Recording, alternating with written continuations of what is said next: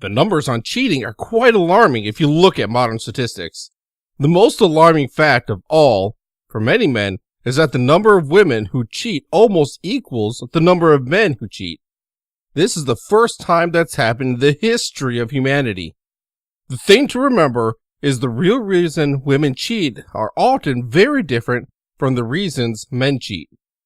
These are a few of the most commonly stated reasons women cheat on their men. We all have needs. It's human nature. Successful relationships are all about both parties having their needs met.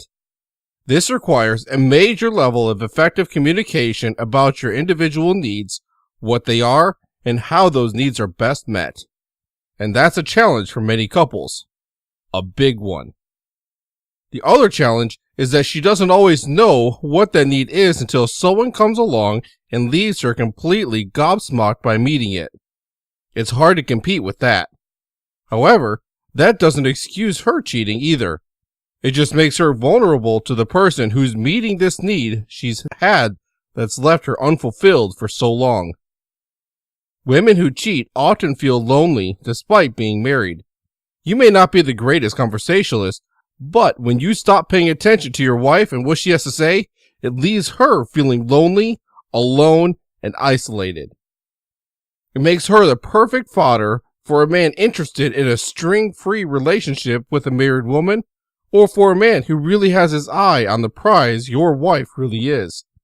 All he has to do to make her putty in his hands is to pay attention to her, listen to what she has to say, and respond in a positive manner.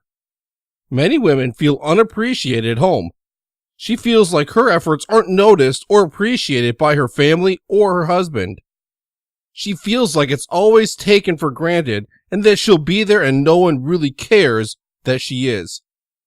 Then a stranger comes along and shows appreciation, makes her feel like the center of the universe, and really notices the little things.